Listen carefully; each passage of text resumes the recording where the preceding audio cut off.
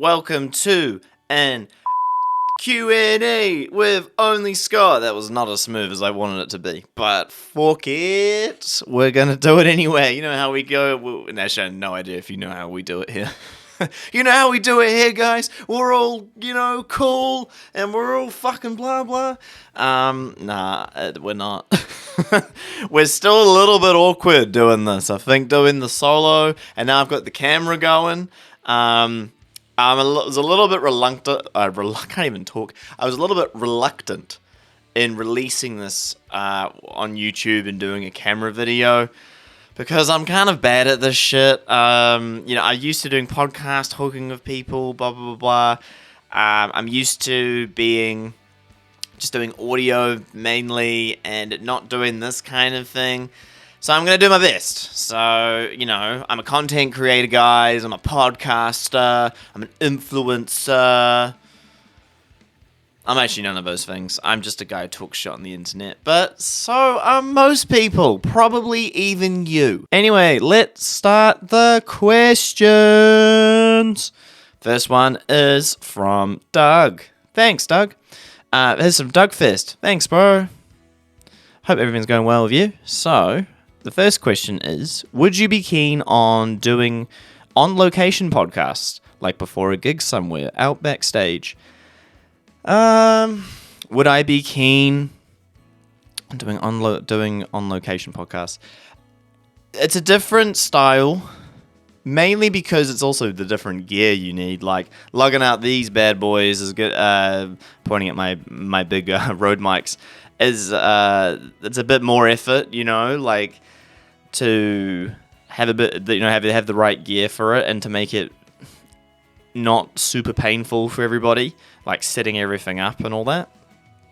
But I'd definitely give it a go. I think it would be pretty fun just to have a yarn with people. I don't know if I'd want it to be completely like a interview and be a journalist. I don't really give a shit about that. I'd probably just do like a quick fire thing. That could be fun. Just make it real quick, have some fun, before artists go on stage or post stage, rather than trying to be super, be a journalist. Like, how are you feeling about your show? You got some new material out. I don't care, bro. Like, we can all see that online if we want. But I mean, people can shout that out at the end if they really, really want. But I think, I don't know, I'd want to do it my way. It's called the Only Scott Podcast for a reason. But the answer to your question is, I would be keen to give it a go at some point, but I would need to get the right gear probably to do it.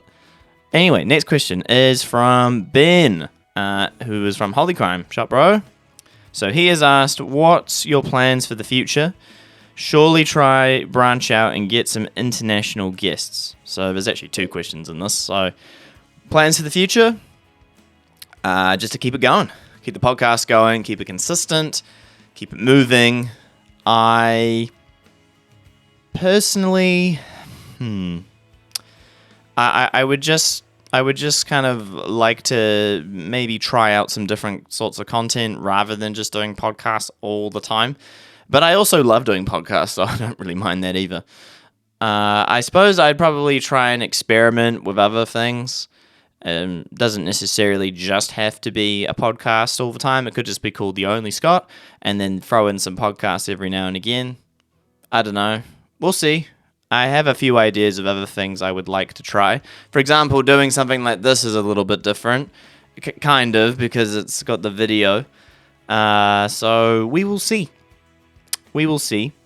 But for now, it's just to be consistent and just to keep going. That's the plan for the moment for the future. The next part of your question is, surely try, branch out, and get some international guests. I mean, for sure, bro. That'd be great. Let me know if you know of any. I'd love to get some international guests on. That'd be really cool. What is difficult about that is, once again, appreciate everybody following the podcast and who tunes in and listens, but we're very, very, very small. Like, this is a very small channel I've got. In terms of, like, reach and followers, I don't do any paid advertising. This is purely organic or word of mouth or, organic, reach. Like, I don't do anything in terms of paying, doing online advertising or something else. I don't do any of that. And I probably won't, because I like this just being very organic, word of mouth. It's cool. So my point is with that is get some international guests on. They're probably, if you're an international guest and you're looking at who to interview with and all that, yes, people look at personality and, as handsome and as funny and charming as I am, that's probably not going to be enough for a lot of international guests, because they do look at numbers, they do look at, your reach, they look at kind of the things you do, they look at what they can get out of it as well, rather than doing it out of the goodness of their heart. But some might do it out of the goodness of their heart, which would be also pretty cool. But we'll see, potentially. But yeah, give it a go. I'd love to have some other guests on, for sure. Other bands, it could be other musicians, it could be other, fighters, it could be, all kinds of different people passionate. I'd love to get some academics on, some scientists. That'd be really awesome. Pick people's brains about, why they pursue a certain study or a certain field. There's all kinds of different people I'd love to bring on, but we also have to be realistic with how big this is, because no, we're pretty small. Continuing on, this one is from Sheldon. Yo, Sheldon. So he asks me, would you do some analysis of the influence of different cultures on music, on cultures on music styles of the same period? I have thought about this question because I had to read it a couple of times.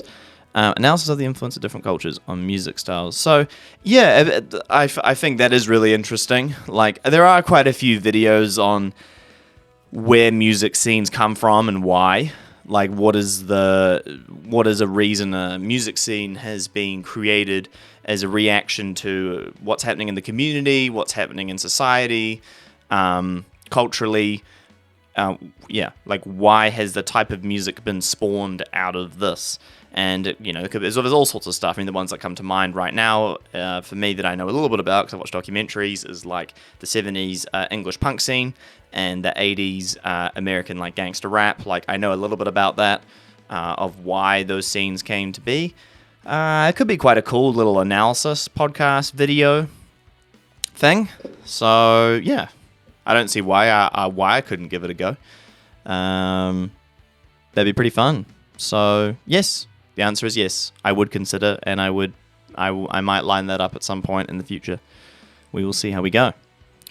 All right, next questions. All right, so I've got a question from Caridian.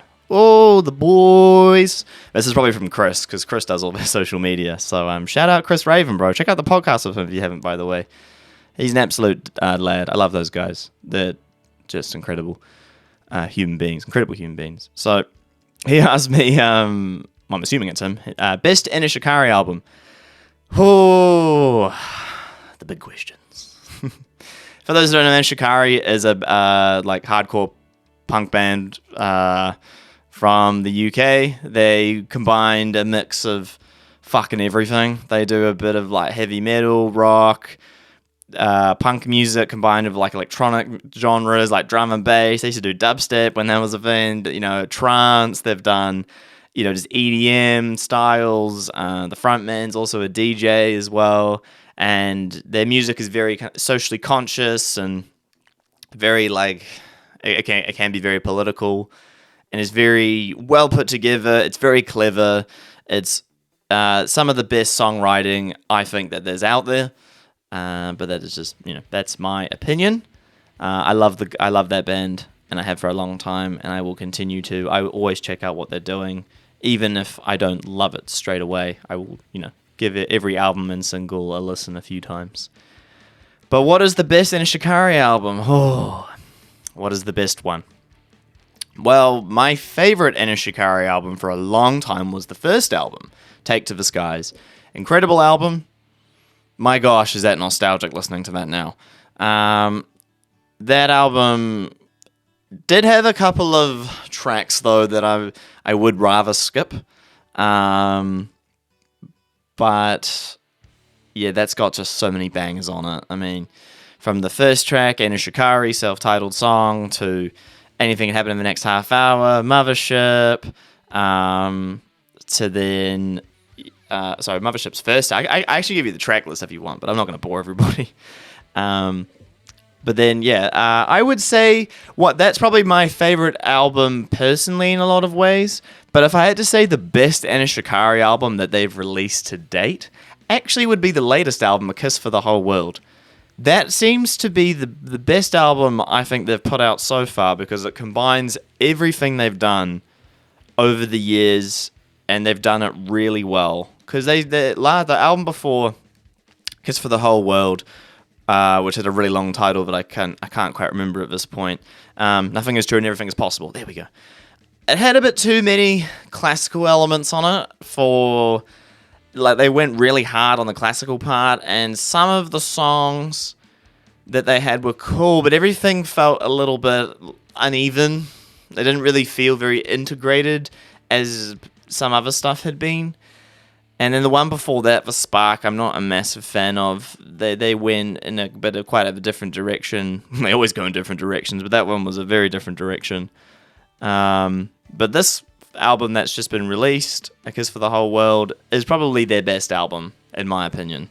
But yeah, if I just say in general, my favorite Shikari album, it'd probably be Taste of the Skies on a personal level.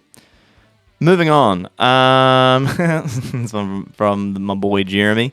On a scale of 1 to 10, how much do you love the boys? Bro, love the boys. Love you, bro. Absolutely. Love the boys, man. The boys are there to stick up for you, look after you.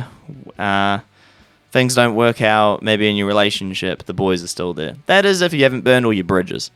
I know some boys do that. They get a girlfriend or a partner, and then you never see them again. So you got to make sure you love the boys. Absolutely. So 1 to 10. 10 out of 10, bro. 10. Next question. This is from Ben, who's also been on the podcast. The podcast. Ben Ruig, from the band channel. Shout out, bro. He asked me, what did you think about professional wrestling as a kid? As a kid, what did I think about professional wrestling? If I think back, that's a cool question. If I have to turn back time to like when I'm a kid, to be honest, the first memory I have of wrestling, I'm pretty sure would have been WWE. But I always thought it was like, it looked very silly.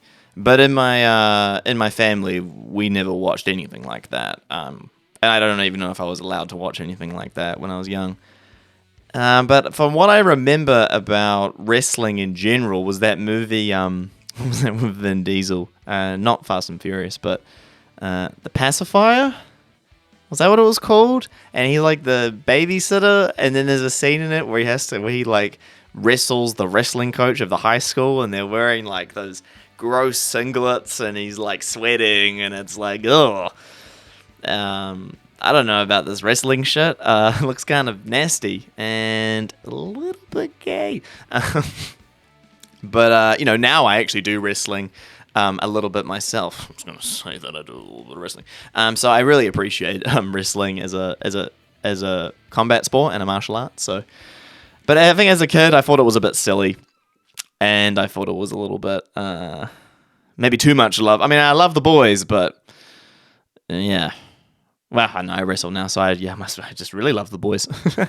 I kind of answers your question, I suppose. I'm just fucking around.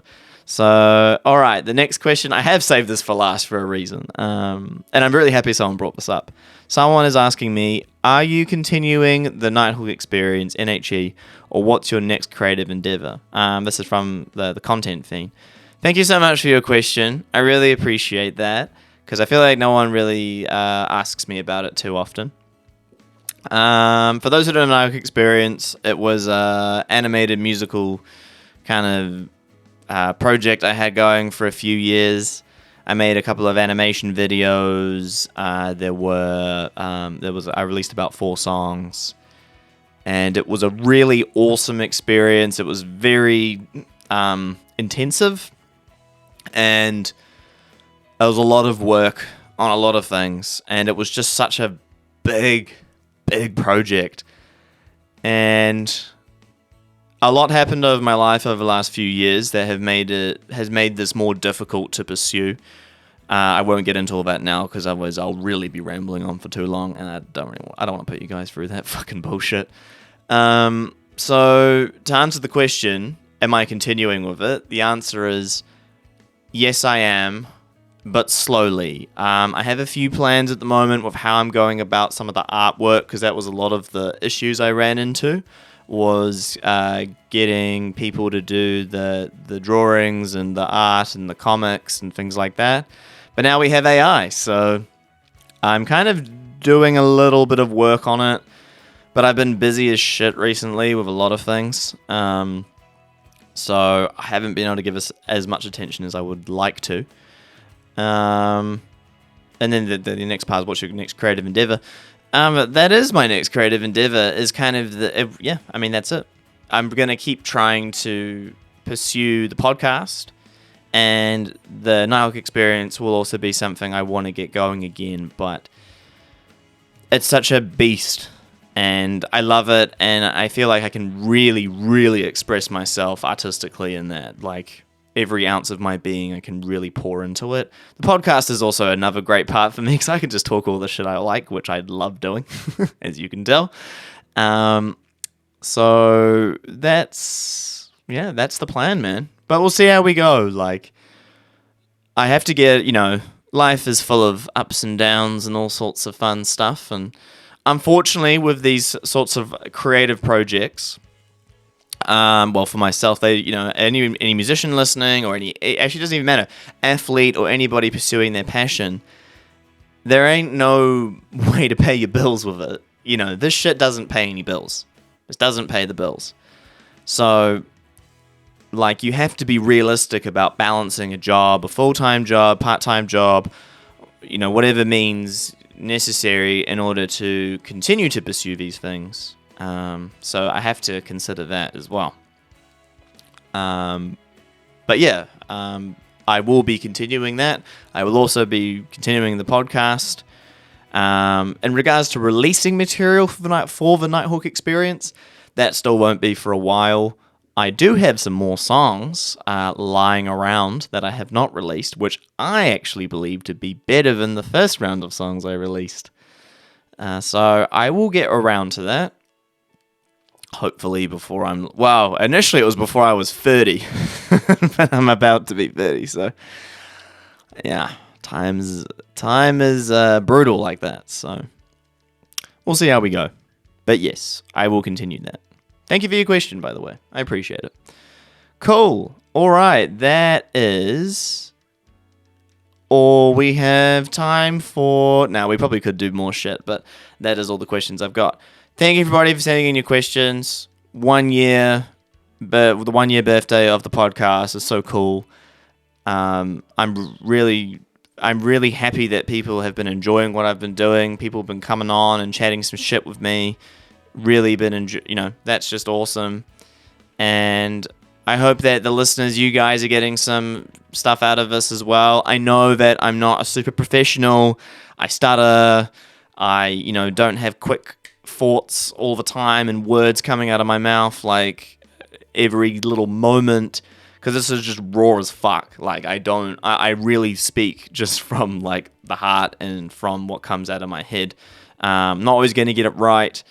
I'm not fucking perfect, but I don't really give a shit. But at the same time, I really enjoy doing this, and thank you guys for taking time to listen and watch and partake in this podcast. So onwards and upwards. Got some more cool shit coming. Got some cool podcasts coming out soon. And appreciate your support. Please share this. I've been very reluctant in the past to say this, but I'm just gonna have to do it because that's just the way how YouTube and these platforms work now. Subscribe, follow, do all that shit. Fuck, I would really appreciate it. Get the Only Scott. Imagine if we get to 10,000 subscribers. Fuck, actually, imagine if I get to 1,000 subscribers. Forget 10,000, that's going to be a long way away. But even getting to 1,000 subscribers, that'd be really, really cool. If that's on YouTube or if that's, even on Instagram, like that would be amazing for me. And, just, again, like achieving personal goals and to do things that are fucking cool, like meet cool people and interview.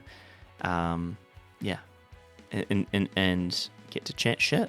What's more fun than that? All right, that's enough rambling from me.